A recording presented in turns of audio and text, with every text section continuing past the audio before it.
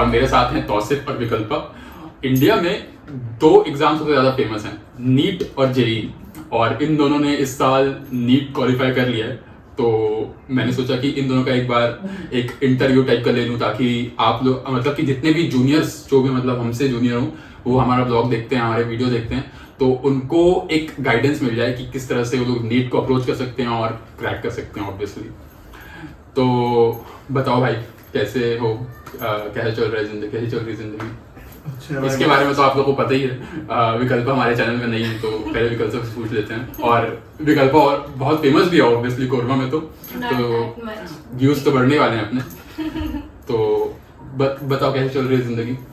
अच्छा चल रहा है सब। अभी तो मतलब बस नीट wait कर क्लियर रहे हो हैं। गया, नीट 3 कॉलेज चालू होने का। नीट क्लियर हो 3 गया, महीनों से कुछ भी नहीं कर रहे हैं। तो चलो थोड़ा सा प्रोफेशनल तरीके से चालू करते हैं। फर्स्ट क्वेश्चन मैंने लिख के रखा है सवाल, मुझे याद भी नहीं हो रहे सवाल, मतलब कि इतने हम लोग नूब हैं पॉडकास्ट में। तो स्कूलिंग कहाँ से हुई थी तुम दोनों की? मेरा saint Vincent Pallotti saint Vincent Pallotti. और मैंने तेरे को पता ही है डीवी पब्लिक स्कूल ऐसे ही चल रहा, बहुत फेमस स्कूल है। बहुत फेमस स्कूल है, ऐसा नहीं है, मतलब हंस रहे हैं हम लोग मतलब, लेकिन फेमस जरूर है वो। और पैलोटी भी बहुत अंडररेटेड स्कूल है कोरबा का, मतलब कि जिस तरह के बच्चे वहाँ से निकले हैं इसके जैसे, और एक दो लोग और बहुत नोटेबल एलुमनाई है वहाँ के, नोटेबल। तो अब नेक्स्ट क्वेश्चन जो सबसे इम्पोर्टेंट क्वेश्चन है कि तुम लोगों ने बायो लेने का डिसाइड कब किया? मतलब कि तुम लोगों को लगा कब कि तुम लोग डॉक्टर बन सकते हो, और मतलब कि तुमको इस फील्ड में इंटरेस्ट है, तुम लोग ऐसा कब लगा? मैंने तो देख बचपन से देखा क्या देखा? कि डॉक्टर को देखा कि इतनी इज्जत मिलती है, इतना रिस्पेक्ट मिलता है। मैंने तब से सोच लिया था कि बनूंगा तो डॉक्टर बनूंगा। तो मतलब कि तेरे फैमिली में भी कोई डॉक्टर वगैरह है कोई? फैमिली में थे, उन्हीं को देखा। फैमिली में कौन? मेरे फूफा थे।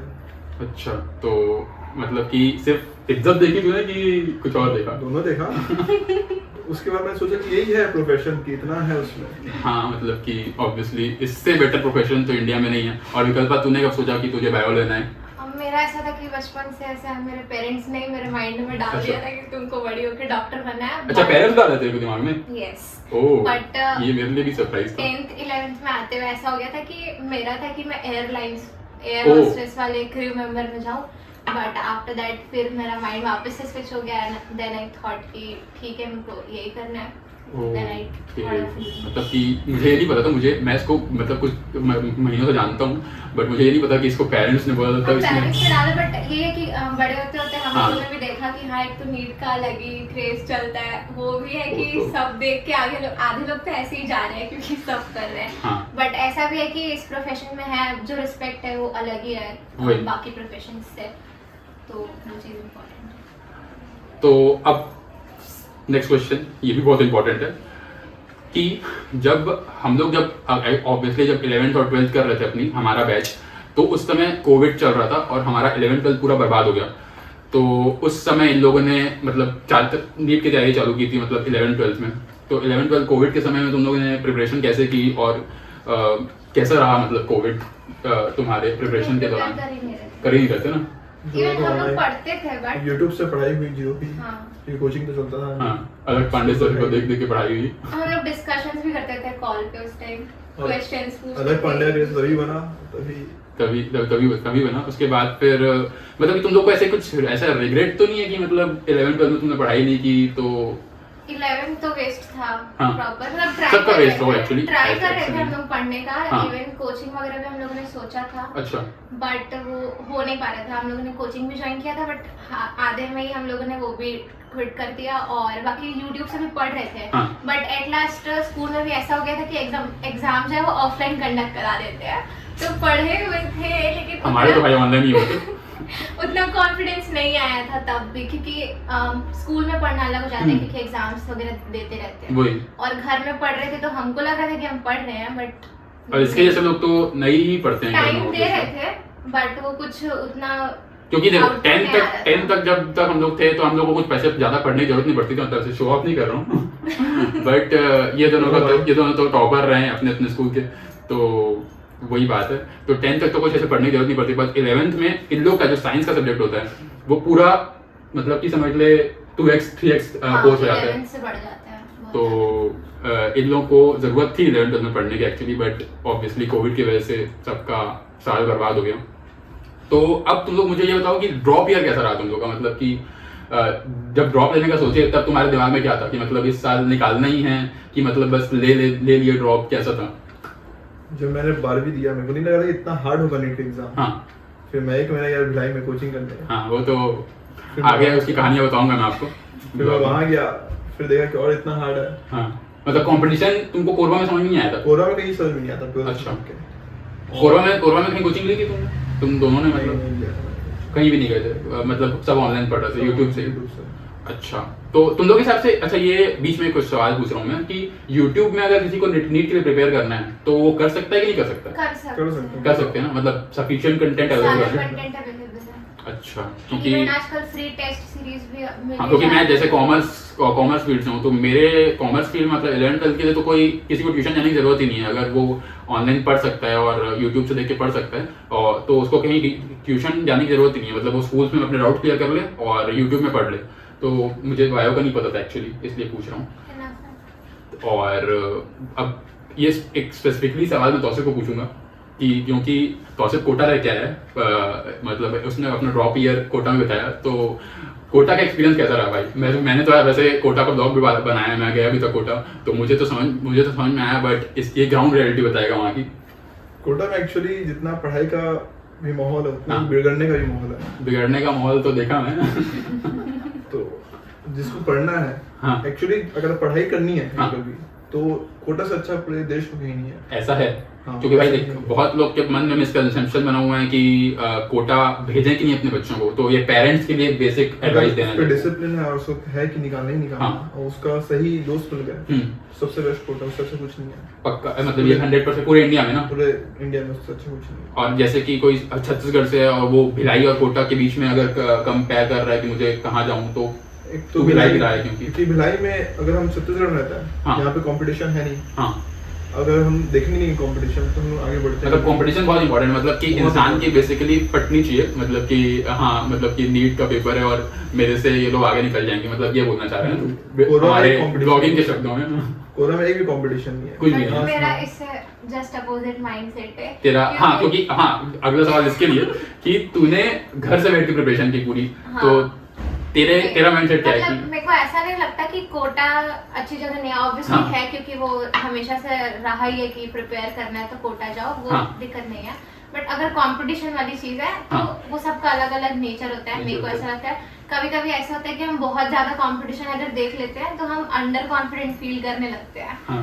और इसलिए क्या होता है कि हमारा जो पोटेंशियल है कभी कभी हम वो भी हमसे छूटता छूट जाता जाता है। है। इसलिए मेरे को ऐसा लगता है कि सेल्फ ग्रोथ और सेल्फ कंपैरिजन कभी अच्छा। कभी ज्यादा बेटर है rather than कि तुम देखो कि तुम्हारे आसपास वाले, हालांकि नीट एग्जाम है जिसमें हाँ। जरूरत है कि आप देखो, बट मेरे को लगता है कि देख के ऐसा उस पे प्रॉफिट नहीं होता है। हाँ। आप सेल्फ ग्रोथ ही करते रहो, वही ठीक है। अगर आप डिसिप्लिन हो तो वो हो जाएगा। तो जैसे हम लोग तूने 11th 12th ऑनलाइन पढ़ाई की होगी, मतलब हम सब ने की ऑब्वियसली, तो तेरे को मतलब ऐसे कुछ दिक्कत नहीं लग रही थी कि ऑनलाइन पढ़ूंगी बैठ के साल भर ड्रॉप ईयर में, वो भी तो दिक्कत है क्योंकि डिसिप्लिन का बहुत इशू हो जाता है। डिसिप्लिन का issue हो जाता है obviously। हाँ, क्योंकि कोई बोलने वाला नहीं है कि हाँ। हाँ पढ़ो, वो खुद है कि रोज सुबह उठना है और एक शेड्यूल सेट करना है और फिर उसको फॉलो भी करना है। और कभी कभी ऐसे दिन भी होते हैं जहाँ पे आप हाँ, लोग और तूने तो मतलब कि ऑब्वियसली विकल्पा मॉडलिंग वगैरह भी करती है, तो साथ में मैनेज करके उसने नीट क्वालिफाई किया, ये बहुत बड़ी बात है। तो वो सब तूने कैसे मैनेज किया? ऐसा है कि मेरा जो मॉडलिंग का फील्ड है उसमें हाँ। मेरे को रेगुलर टाइम नहीं देना Regular होता है time कि नहीं देना मेरे को होता, डेली अच्छा। जाना है, डेली ओ। प्रैक्टिस करना है, ऐसा कुछ नहीं है। तो जिस दिन मेरा काम होता था उस दिन मैं नहीं ही पढ़ पाती। अगर मेरा मॉर्निंग में भी शूट है तो हाँ। मैं शाम को नहीं पढ़ तो सकती। ऐसा तेरे ड्रॉप ईयर में हुआ तेरे साथ ऐसा हाँ, मैं नहीं ही पढ़ सकती, फिर वो पूरा दिन मैं छोड़ ही देती हूँ। कि तूने एक साल के लिए मॉडलिंग छोड़ दी थी? नहीं छोड़ी थी ना नहीं कुछ? कर रही थी, बट वो पर्टिकुलर डे जो है फिर अच्छा। मैं उस दिन पढ़ नहीं सकती। तो फिर मैं ऐसा करती हूँ कि फिर नेक्स्ट ड्यूटी और फिर सुबह से जब मैं पढ़ना स्टार्ट करती हूँ तभी मेरा रिदम सेट होता है कि हाँ। आज पढ़ना है। और जिस दिन मेरा शूट है या कुछ भी है शो से रिलेटेड, तो वो पर्टिकुलर डे मैं उस चीज को ही डेडिकेट करती हूँ। क्योंकि भाई देखो, मैं भी सीए फाउंडेशन की तैयारी करने गया था, तो वहाँ पे जब हम लोग तो कुछ करते भी नहीं थे एक्स्ट्रा, हम लोग तो सिर्फ पढ़ते ही थे और मतलब कोचिंग जाते थे, तो हम लोग इतने डिस्ट्रैक्टेड रहते थे। तो ये तो मॉडलिंग करती है और साथ में फिर नीट की तैयारी कर रही थी, तो मतलब कि मेरे लिए तो बहुत शॉकिंग चीज़ है भाई, क्योंकि मैं ऐसे लोगों को हमेशा बहुत शॉक नज़रों से देखता हूँ, क्योंकि भाई साथ में 10 चीजें करना और फिर एक पढ़ाई भी करना बहुत ज्यादा खतरनाक चीज है। ऑनलाइन करने के बहुत सारे फायदे भी हो हाँ। जाते हैं, क्योंकि ना मतलब लोगों से मिल नहीं रहे तो डिस्ट्रैक्ट होने के चांसेस कम हो जाते हैं कि सही। अब सर्कल में आप घूमने फिरने और तेरे हिसाब से ऑनलाइन क्यों नहीं पढ़ना चाहिए? अगर इंसान के अंदर डिसिप्लिन नहीं है हाँ। तो वो ऑनलाइन भी पढ़ ही नहीं सकता। हम्म। मैंने भी तो तुझे लगता है कि तेरे अंदर डिसिप्लिन नहीं है? तो जानते ही है इतने हाँ साल मतलब ये जानता हूँ मैं, ऐसे मतलब कि व्यूअर्स के लिए थोड़ा सा बता दे। जिसके अंदर डिसिप्लिन है उससे सबसे अच्छा ऑनलाइन है, घर में बैठ कर घर का खाना खाओ हाँ और पढ़ाई करो। ऐसा।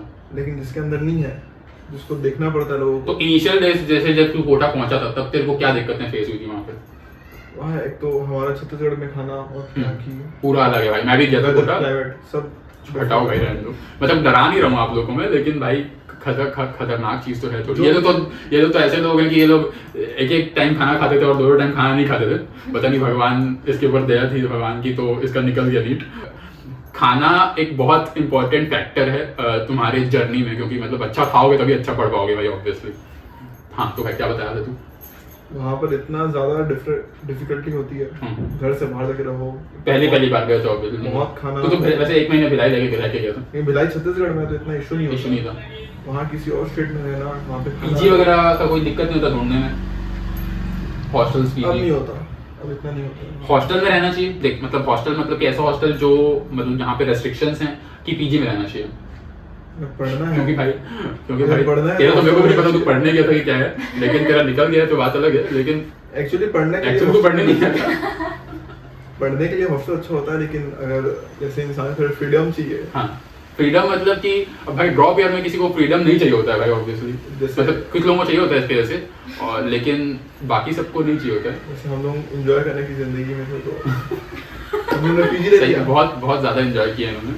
हमने पीजी ले लिया, पीजी में रेस्ट्रिक्शन नहीं है कौन आ रहा है कौन जा रहा है। हाँ हम कहीं और ऐसे डेली एक्सपेंसेस वगैरह कैसे मैनेज करते हैं, मतलब महीने में कितना तक खर्चा हो जाता है ऐसे एवरेज में?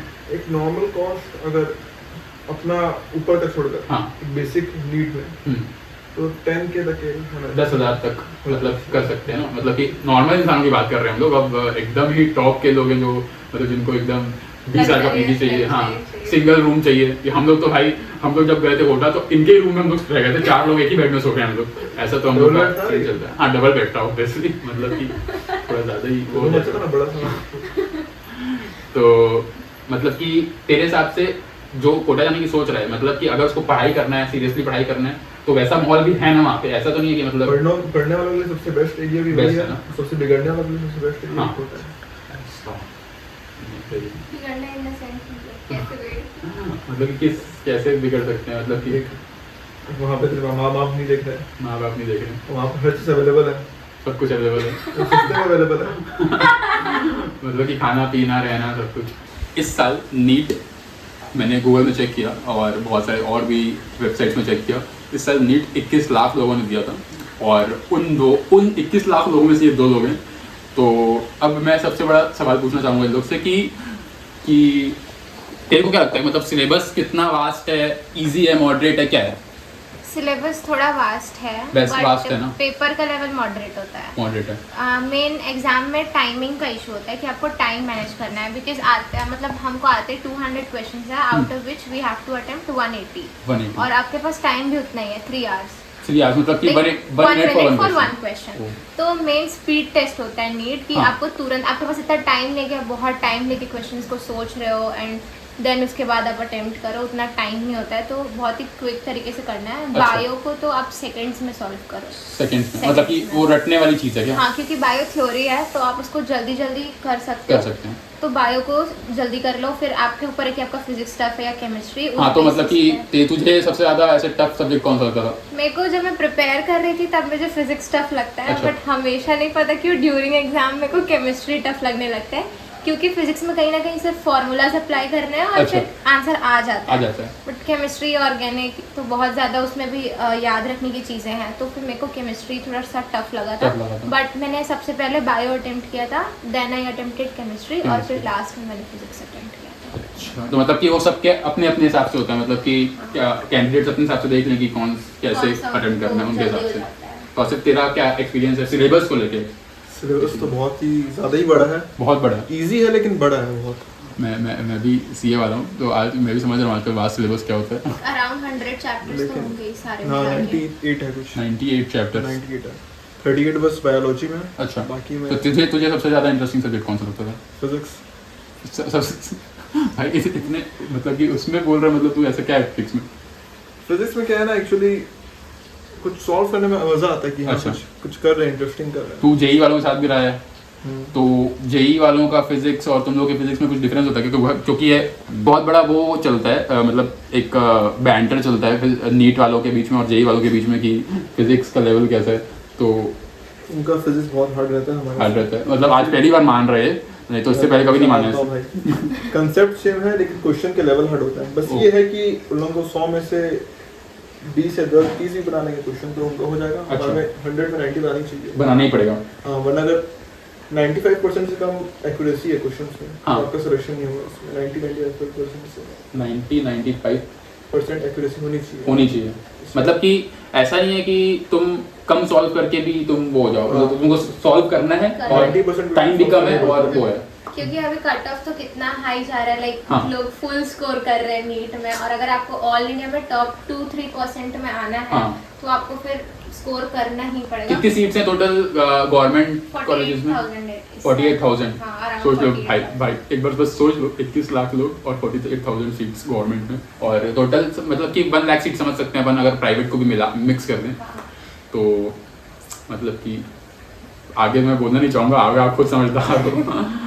तो अब नेक्स्ट क्वेश्चन पे आते हैं। अब तुम लोग अपने जूनियर्स को क्या सजेस्ट करना चाहोगे कि मतलब 11th-12th से पढ़ाई कर देनी चालू कर देनी चाहिए, और कि मतलब 11th-12th के समय पे 11th-12th पे फोकस करना चाहिए और ड्रॉप ईयर में जाके अच्छे से मेहनत करनी चाहिए, या 11th-12th के बाद तुरंत कॉलेज लेने की सोचनी चाहिए? देख, एक्चुअली दो टाइप के स्टूडेंट होते हैं। एक होते हैं बहुत होशियार टैलेंटेड हाँ। है, एक होते हैं कि ठीक है एवरेज है। समझ गया। तो एक्चुअली कई लोग जो एवरेज बच्चे होते हैं वो हम्म। भी सोचते हैं कि हम 11th-12th साथ में पढ़ के तुरंत कर लेंगे। अच्छा। तो कट ऑफ इतनी हाई है। हाँ। अगर हम जैसे शहर में कोलवा जहाँ पे कोचिंग है ही नहीं, हम्म। तो ये बेटर होता है कि आप 11th-12th आराम से अपना बेसिक क्लियर करो, Basic 2 साल clear करें। एकदम अच्छे से क्लियर करो। क्योंकि भाई देखो, स्कूल लाइफ एंजॉय करने वाली भी बात होती है 11th-12th में। अगर आप 11th से ही चालू हो जाओगे जेई या नीट की प्रिपरेशन करना, तो थोड़ा सा स्कूल लाइफ एक वो हो जाती है, मतलब आप स्कूल लाइफ को अपने दांव पे लगा रहे हो। तो मतलब कि इसलिए मैं पूछ रहा हूँ ये सवाल तुम लोग से। अगर एवरेज उसको 11th-12th अच्छे से पढ़े एकदम हाँ। एकदम ऐसा नहीं गिना पड़े, पूरा अच्छे से पढ़े, अपना बोर्ड्स को स्ट्रॉन्ग करे, बेसिक हाँ, को हाँ, स्ट्रॉन्ग हाँ। करे। उसके बाद 1 साल ले अपना अच्छा। आराम से कहीं ड्रॉप लेकर, हाँ। या तो कोटा में ले ले, या तो घर में ले ले, या तो दिल्ली में है अच्छा कोचिंग, दिल्ली में कोचिंग बहुत अच्छी या है। तो साउथ इंडिया में अच्छे हैं बहुत हाँ। अब के टाइम में। तो एक साउथ साल इंडिया में आपको- कहाँ पे? हैदराबाद में है, अच्छा। विशाखापट्टनम में है। ये सब जगहों पे है। क्या चल AIML वहीं से आता है, साउथ इंडिया से आता है। कोटा से नहीं निकलता क्या आजकल? कोटा से आजकल इस साल बंद हो गया उससे। एलन वालों क्या कर रहे हो भाई तुम लोग? अब बस साउथ इंडिया वाली है। तो मतलब कि अगर कोई इंसान बहुत टैलेंटेड है, हाँ। उसको बहुत ही वैसे 10th में 95% के अबव आया, हाँ, तो वो कर बहुत सकता होशियार है, 11th-12th तो वो से। कर सकता है। तो 10th के मार्क्स से तू बच्चे को नहीं। जज कर लेगा? नहीं, जज नहीं कर रहा हूँ, लेकिन अगर जो मैं आपको जज तो नहीं कर रहा 10th के हिसाब से। मेरे भी लोगों ने 95 के अबव आया, मैं 97 आया। हाँ भाई ठीक है, मतलब इंटरव्यू भी आया था भाई का, यूट्यूब में होगा, देख लेना एक बार, डाल दो नीचे लिंक। जो अच्छा टैलेंटेड है वो उसको लगता है कि हाँ मैं कर सकता हूँ, हाँ। उसके मार्क्स उसके इतने अच्छे, तो वो कर सकते हैं 11th ऐसा तेरे हिसाब से क्या है विकल्प, कि मतलब 11th-12th में मेहनत करनी चाहिए, कि तेरे जैसे तूने मॉडलिंग में अपने फोकस किया और भी बहुत कुछ किया 11th-12th में, और ड्रॉप ईयर में तूने आज क्रैक के किया? टाइम में जितना कंपटीशन हो गया है, हाँ। उस हिसाब से इट इज गुड कि आप अपना टाइम सेव करो और 11th-12th से कर लो। कर लो। हमारे टाइम में ऐसा हो गया था कि एक तो कोविड का इशू था, हाँ। और फिर मेरे को पर्सनली ऐसा लगा था कि मुझे एक बैकअप भी स्ट्रांग रखना Backup। है। तो मेरे को लगा था कि मैं अभी अपने बोर्ड्स पे ही फोकस करूंगी। ठीक। तो मैंने इसके 12th पे फोकस किया, क्योंकि उस टाइम पे CUET का कोई कॉन्सेप्ट नहीं CUET आया concept नहीं था। तो आया था। मेरे को लगा था कि बोर्ड्स में अच्छा स्कोर कर लूंगी तो नीट नहीं भी होता तो मेरे पास एक स्ट्रांग बैकअप होगा। सही। बट अभी बोर्ड्स के मार्क्स यूजलेस हो गए हैं, वो अलग बात है, बट इसलिए मैंने नहीं किया था। ये तो इस चीज़ से तो मैं भी रिलेट कर पा रहा हूँ। इसलिए फिर मैंने नहीं किया था, बट अगर उससे मुझे पता होता कि CUET का कॉन्सेप्ट आ जाएगा और हाँ। 12th के मार्क्स का कुछ वो नहीं है, तो शायद मैं भी फिर 11th-12th और से prepare तुम लोग से मैं ये भी पूछना चाहूंगा कि मतलब कि सब लोग जैसे जैसे जो बायो लेता है, सबके दिमाग में एक ही चीज़ घूम रही होती है कि नीट करना है, नीट करना है। तो और कौन से करियर ऑप्शंस अवेलेबल हैं? तेरे को तो बहुत कुछ पता होगा ऑब्वियसली, तो और कौन से अच्छे करियर ऑप्शंस हो सकते हैं कि मतलब कई लोग ऐसे होते हैं कि जो भेड़ चाल में नीट करने चले जाते हैं, इसलिए 21 लाख का कॉम्पिटिशन बन जाता है। तो ऐसे कौन से करियर ऑप्शंस हैं जो बायो स्टूडेंट्स ऑप्ट कर सकते हैं? जैसे कि तूने बताया CUET के थ्रू BSc के बहुत अच्छे कोर्सेज होते हैं दिल्ली यूनिवर्सिटी में, तो तुम लोग के हिसाब से कौन से करियर ऑप्शन चूज कर सकते हैं बच्चे? अगर इंसान को एकदम, हमें नॉलेज नहीं थी बचपन से। हाँ, अपन को तो कुछ नॉलेज नहीं थी भाई। MBBS से अच्छे फील्ड बायोटेक में है, बायोटेक, माइक्रोबायोलॉजी में। अच्छा, फिजियोथेरेपी में इतने अच्छे नहीं होते, हाँ। लेकिन ये सब BSc के फील्ड में बहुत अच्छे हैं, जिससे आप एक डॉक्टर भी ले सकते हो, डॉक्टर भी बन सकते हो आप। ये वाले नहीं बन पाओगे, लेकिन आप उतना कमा सकते हैं, उतना कमा सकते हैं। फार्मेसी बहुत अच्छा, मतलब कि फार्मेसी तो मैंने मेरे बहुत सारे पहचान वाले भी किए हैं, और हमारे कोरबा में एक बहुत बड़ा गरिमा मेडिको है जिसको हमारे कोरबा वाले सबको पता ही होगा तो फार्मेसी का क्या जलवा है वो तो यहीं से पता चल सकता है हमको। तो हाँ, और फोरेंसिक साइंस ये सब बहुत अंडररेटेड, बहुत ज़्यादा अंडररेटेड कोर्सेज हैं। मैं अभी बीच में रिसर्च करते रहता हूँ, क्योंकि मैं भले ही कॉमर्स वाला हूँ, पर मेरे दोस्त नीट वाले हैं, JEE वाले हैं, तो मुझे भी ऐसे रिसर्च करना पसंद है कि मेरे दोस्त क्या कर सकते हैं, क्या नहीं करेंगे, तो वैसा। तो जैसे BSc बायोटेक में, हाँ। और माइक्रोबायोलॉजी है, हाँ। इसमें इंडिया में भले ही ना हो, हाँ, यहाँ पे ना हो, या तो यहाँ पे नहीं। बॉम्बे दिल्ली में हो।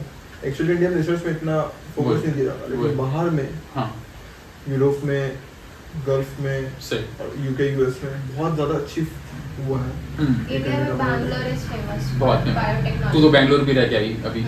तो बायोटेक्नोलॉजी के लिए बैंगलोर में ही सिर्फ जॉब्स हैं इंडिया में, बाकी छत्तीसगढ़ में तो कोई स्कोप नहीं है। इवन फॉरेंसिक का भी मुझे यहाँ पे उतना नहीं लगता, बट फॉरेंसिक भी एक अच्छा फील्ड है अगर आप ट्राई करना चाहते हो, क्योंकि बात यह है कि वहाँ पे ऑलरेडी लोगों ने कंपटीशन इतना कम कर दिया है कि अगर आप थोड़ी डिफरेंट फील्ड में जाके अपना बेस्ट करते हो, हाँ। तो फिर वहाँ पे ग्रो करने का बहुत ज़्यादा स्कोप है। तो इससे लोगों को ये नहीं सोचना चाहिए कि अगर नीट नहीं हुआ तो it is the end. Definitely बहुत सारे फील्ड ऑप्शंस हैं, और आजकल तो, और मतलब अगर आप पढ़ाई को नहीं भी देखो तो बहुत सारे फील्ड्स आ चुके हैं।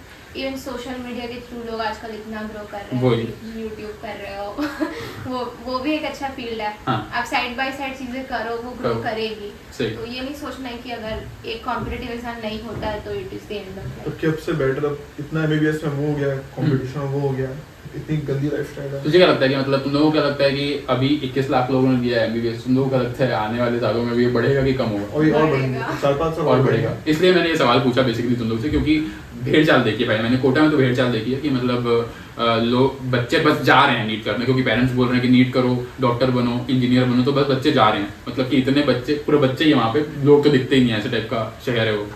तो ये सवाल बहुत इंपॉर्टेंट है एक्चुअली। तो एक क्वेश्चन मैं विकल्प से पूछना चाहूँगा कि मतलब तू एक मतलब ऑब्वियसली एक गर्ल है, तो मतलब कि गर्ल नीट एस्पिरेंट्स को या गर्ल JEE एस्पिरेंट्स को तू क्या सजेस्ट करना चाहिए कि मतलब उनको मतलब कि सोसाइटी की तरफ से बहुत सारे रेस्ट्रिक्शंस रहते हैं, बहुत अभी तो बहुत ज़्यादा कम हो गए हैं, बट पहले हुआ करते थे अभी, लेकिन अभी भी थोड़ा बहुत प्रिवेल करता है किसी कहीं किसी हाउस होल्ड में, तो उनको गर्ल्स स्टूडेंट्स को क्या सजेस्ट करना चाहिए? रिस्ट्रिक्शन तो क्योंकि तूने तो नीट के साथ भी बहुत कुछ किया है, तो मतलब रिस्ट्रिक्शन वाला चीज तो मेरे को नहीं लगता कि अब है, बट ये है कि बहुत सारी फैमिलीज ऐसी हैं जो सपोर्ट नहीं करना चाहती। इवन लाइक अगर पढ़ रहे हैं तो उनको सपोर्ट नहीं, मतलब लड़कियों को तो खास करके कुछ घरों में ऐसा हो गया कि तुमको ये काम करना है, हाँ। उठ के ये करना है, वो करना है, even they will like disturb them every time. तो ये चीज होना चाहिए कि अगर आप अपने घर के लड़के के पढ़ाई को प्रायोरिटाइज कर रहे हो और आपके घर की लड़की अगर अच्छी है पढ़ने में एंड शी इज ट्राइंग, तो आप उसको एटलीस्ट सपोर्ट करो। अगर वो पढ़ रही है तो उस टाइम पे एटलीस्ट उसको डिस्टर्ब मत करो। ये पेरेंट्स के लिए एडवाइस है, और मेरे को कोई शर्म नहीं आती पेरेंट्स को एडवाइस देने में, क्योंकि मेरे को पता है कि कई पेरेंट्स ऐसे होते हैं। हम हमारे साथ तो कुछ ऐसा नहीं हुआ भगवान के दया से, लेकिन जो जिनके यहाँ ऐसा होता है, ये पेरेंट्स के लिए बहुत एडवाइस है, तो एक बार सुन लीजिए आप ध्यान से। इवन क्योंकि मैंने ऐसे देखा भी हुआ है, एक है मतलब पहचान की ही है, हाँ। तो she is preparing from last 2-3 years, मेरे को एग्जैक्ट आइडिया मतलब 2-3 साल का ड्रॉप ले चुकी हूँ। हाँ, तो उनका यही इशू है मेन, कि उनके घर वाले उनको उतना सपोर्ट ही नहीं करना चाहते, क्योंकि उनके घर का एक तो ऐसा हो गया कि ठीक है अब सबके घर का फाइनेंशियल कंडीशन अलग अलग होता है। तो एक तो वो वर्क भी कर रहे हैं, हाँ। और उसके बाद में भी अब उतना करके अगर वो पढ़ रहे हैं तो एटलीस्ट आप उस टाइम में उनको सिर्फ पढ़ने दो ना, बट पेरेंट्स को उसमें भी उनको इनफ नहीं लगता। उसके बाद भी उनको चाहिए कि नहीं तुम घर आओ, तुम घर के काम भी करो, फिर खाना भी बना के दो, और ये सारे प्रॉब्लम्स लोगों को ऐसा लगता है कि बहुत फेमिनिज्म चल रहा है लड़कियों को, बट ये छोटी छोटी प्रॉब्लम्स फेमिनिज्म विकल्प पे खत्म करेगी 5 साल बाद जब 4-5 लाख रुपए महीना कमाएगी। तो मतलब ये छोटी छोटी प्रॉब्लम्स है जो लोग इग्नोर करते हैं। इवन हमारे घर के भाई बहन भी इग्नोर करते हैं कभी कभी कि मतलब अगर आपकी बहन को दिख रहा है कि वो पढ़ रही है, तो इवन अगर कोई भाई भी है तो अगर वो कुछ नहीं कर रहे तो दे कैन हेल्प, बट नहीं करेंगे, उनको ऐसे ही कि लड़की ही करेगी। ये इसके जैसे ही लोग तो होते ये हैं। सब स्टीरियोटाइप खत्म करना बहुत जरूरी है। भाई है, मेरे को बोलता रहता है तेरा काम है तू कर। मतलब कि ठीक है, जोक्स अपार्ट, बट ये एक बहुत ही प्रिवेलिंग प्रॉब्लम है अभी भी सोसाइटी में। तो पेरेंट्स के लिए एक बहुत एडवाइस है, प्लीज़ भाई पढ़ने दो इनको भी, क्योंकि मतलब ऐसे लोग अगर मतलब नीट निकालेंगे और लड़कियां, तो बहुत अच्छा होगा हमारे देश के लिए ऑब्वियसली। अब आते हैं अपन, एक्चुअली नीट में ज़्यादा लड़कियां निकलती हैं। हाँ लड़कियां ही होती हैं, मतलब कि यही एक ऐसा प्रोफेशन है यहाँ 50-50 रेशियो है गर्ल्स बॉयज का। 50 नहीं है भाई, 60-70 है लड़कियों का। 60-70 है, लड़के कम होता है। मतलब 60-40 है। हाँ, भाई ये तो 60-70 और अच्छी बात है। मतलब कि भाई मैनेजमेंट में भी इतना नहीं होता, और इंजीनियरिंग का तो आपको पता ही होगा जितने लोग वीडियो देख रहे हैं, तो मतलब कि ये तो बहुत सही चीज़ है। वही अब थोड़ा सा चलता रहता है बीच में। एक अब चलो बहुत लंबा वीडियो बनकर मुझे ऐसा लग रहा है, तो चलो अब एक लास्ट टिप तुम लोग अपने जूनियर्स को क्या देना चाहोगे, मतलब कि वो लोग किस तरह से अप्रोच करें नीट को या जेई को, कुछ किसी भी एग्जाम को अपने ड्रॉप ईयर में, अगर वो ड्रॉप ले रहे हैं या बाय चांस, जैसे कि तुम लोग का तो फर्स्ट ड्रॉप में हो गया, बट किसी का सेकंड ड्रॉप लग गया, थर्ड ड्रॉप लग गया, तो अपना मोटिवेशन कैसे वो रख सकते हैं कि हाँ मतलब कि हमको करना है, मतलब करना है। तो इस चीज़ में तुम लोग का व्यू क्या है एक्चुअली, लास्ट टिप तुम लोग क्या देना चाहोगे अपने जूनियर्स को जो अगले साल नीट लिखेंगे, मतलब कि जो अगले साल नीट लिखेंगे, जो इस साल एक साल और ड्रॉप ले रहे हैं उनके लिए, या जो 11th-12th में है अभी? सोच लो भाई, सोच लो। सबसे पहले तो सेल्फ मोटिवेटेड रहना बहुत जरूरी है थ्रू हाँ। आउट द जर्नी, क्योंकि कभी कभी ऐसा होता है बट कि हम भी मोटिवेशनल वीडियोस भी देखते हैं यूट्यूब में, और ऐसा संदीप नहीं कि हाँ अलग से काफी है हम लोग अलग से भी, हाँ, वही। तो मतलब वो सब चीजें देख लो, कोई प्रॉब्लम नहीं है। जब भी लो फील कर रहे हो तो खुद को मोटिवेटेड रखने का कोशिश करो, गाने सुनो कुछ अच्छे, तो ये सारी चीजें हेल्प करती है। और सबसे इम्पोर्टेंट ये, अगर आप ऑनलाइन प्रिपेयर कर रहे हो घर में, तो मतलब आपको एक शेड्यूल सेट होना चाहिए।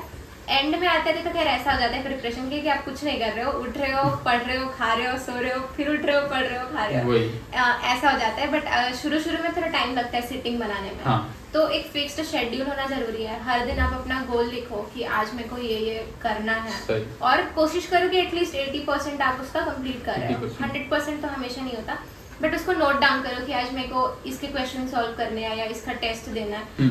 उस चीज़ को नोट डाउन करके लेना बहुत ज़रूरी है। और टेस्ट देना बहुत इम्पोर्टेंट है। टेस्ट देना एक्चुअली बहुत इम्पोर्टेंट है किसी भी फील्ड में। ये सिर्फ नीट की बात नहीं है। तो टेस्ट देना इम्पोर्टेंट है क्योंकि उससे आपको टाइम मैनेजमेंट भी समझ में आ रहा है, उसको आपको क्वेश्चन के पैटर्न्स भी समझ में आ रहे हैं। आप सिर्फ पढ़ रहे हो और अपने आप को एनालाइज नहीं करोगे तो फिर वो मीनिंगलेस हो जाएगा। तो टेस्ट देना इम्पोर्टेंट है। शॉर्ट नोट्स बहुत इम्पोर्टेंट है क्योंकि लास्ट में आप इतने सारे नोट्स हो जाते हैं कि वो पढ़ ही नहीं सकते। इवन मैं बताऊँ तो बायो का नोट्स तो मैंने पढ़ा ही नहीं, लास्ट में सिर्फ एनसीईआरटी बुक ही पढ़ रहे थे सब। मेरे को अब ऐसे लगने लग गया है अगर मैं किसी को बोलूँ तो बायो के नोट्स मत बनाओ। बायोलॉजी में तो एनसीईआरटी क्योंकि पढ़ रहे थे लास्ट में, तो यूजलेस हो गया।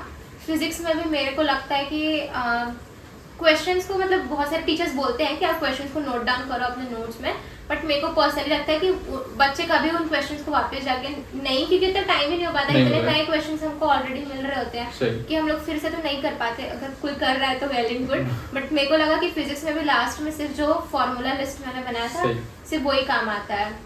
और केमिस्ट्री के रिएक्शंस भी आप एक साथ लिख के रख लो तो फिर मतलब एट लास्ट शॉर्ट नोट्स ही सिर्फ काम आते हैं। इवन 1 महीने 1.5 महीने पहले से भी सिर्फ शॉर्ट नोट्स काम आता है और मैंने खुद वही किया। इवन फिजिक्स का भी मैं आधे में नोट्स बनाना छोड़ दी थी।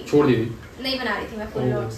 केमिस्ट्री में बना रही थी, बायो में बना रही थी। फिजिक्स मैंने छोड़ दिया था क्योंकि फिजिक्स मेरे को लगा कि इतना वो नहीं है। अगर आपको डिफरेंट ऐसा होता है फिजिक्स में कि अलग अलग मेथड्स पता चलते हैं क्वेश्चन सॉल्व करने के, वो भी मैं शॉर्ट में लिख लेती थी।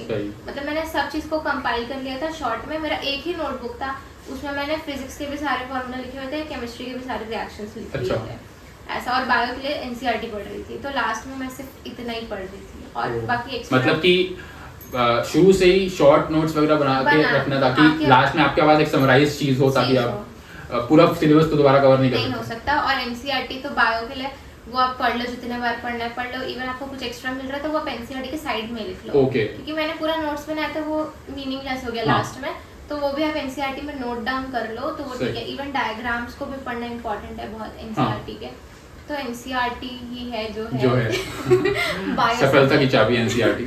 हाँ। तो और भाई तू लास्ट ऐसा कि उन लोगों का बताना जाएगा जो लौंडे अभी कोटा जो निकल रहे हैं, अभी मस्ती करने, बकर करने, कर लेना, क्योंकि 5-6 महीने ऐसा लगता है कि हाँ चलो कर लेंगे बट एट लास्ट लगता है कि हम बहुत ही पीछे हो गए, पूरा बैकलॉग चढ़ गया। और इसने बताया भी था मुझे कि लोग वहाँ पे 3-3 साल एक रूम में रहते हैं, और मतलब कि कैसी हालत होती है स्टूडेंट्स की जो जिनका नहीं निकल पा रहा होता है नीट। एक्चुअली ये सब का कई लोगों का कि ऐसा ये नहीं है कि कई लोग होते हैं इनका नीट निकलना ही नहीं है, ऐसा भी कर लो। नहीं ठीक है, सही बात अरे सही। काट इसको, शादी अरे ठीक तो बोल रहा है, ठीक तो बोल रहा है। बोल चलेगा तो चलेगा काट। इतना बोल। भाई थोड़ा मस्ती भी करेंगे ना भाई, ऐसे थोड़ी है। अभी दोस्त तो- हैं हम लोग। बोल इतना भी नहीं करना। देख कई लोगों को होता है कि निकलना ही, अब इंसान 3 साल 4 साल ड्रॉप लेकर 600 नंबर लेकर आ रहा है तो कोई हाँ। कुछ खास बात नहीं हुई है। ऐसा कई लोगों तब का तेरा एकदम- व्यू ऐसा है कि मतलब करो मेहनत, तो पूरा मेहनत अपना फर्स्ट या सेकंड ड्रॉप पे डाल दो। हाँ। उसके बाद थोड़ा टाइम वेस्ट वाला बात है।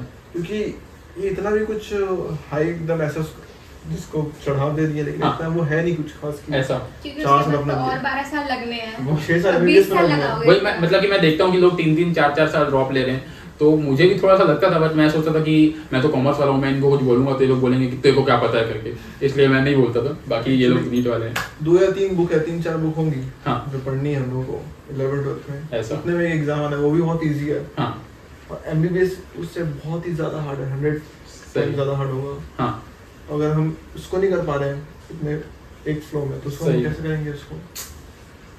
और मतलब कि एक एज फैक्टर भी होता है कि मतलब अगर Age होना आप चाहिए। आपकी एक प्रोडक्टिविटी 19 इयर्स में अलग होती है और 23 इयर्स में अलग होती है, हाँ। तो वो भी एक प्रॉब्लम है।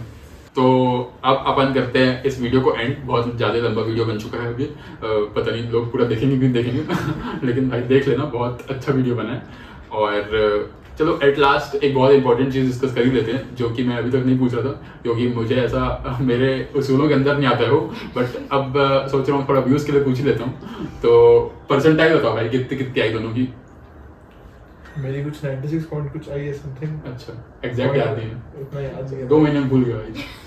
मैं तो अपने दिन भूल गया था भाई, मैं तो देखा भी नहीं। भाई ऑब्वियसली भाई कॉलेज मिल गया, उसके बाद कुछ देखता नहीं है इंसान। और विकल्प तेरा 98.23%। 98.23 भाई, तो मतलब कि ऐसा ही नहीं किसी को भी बैठा दिया मैंने यहाँ पे पॉडकास्ट में, मतलब कि कुछ फोड़ा है इन्होंने तभी बैठाया है। तो अब खत्म करते हैं इस वीडियो को। और हमारे कैमरामैन प्रभात प्रसाद के लिए भी, मतलब भाई ने हमारे लिए बहुत टाइम निकाल के आया है, तो उसको भी बहुत बड़ा थैंक यू भाई वीडियो बनाने के लिए। सीएमए है वो। सीएमए फाउंडेशन भी भाई का क्लियर हो गया, उसके लिए बताया क्यों। तो चलो फिर एंड करते हैं इस वीडियो को और मिलते हैं ऐसे किसी वीडियो में। अगर आपको कोई वीडियो पसंद आया तो मुझे बताना जरूर, मैं और ऐसे नमूनों को लेके आऊँगा अपने चैनल।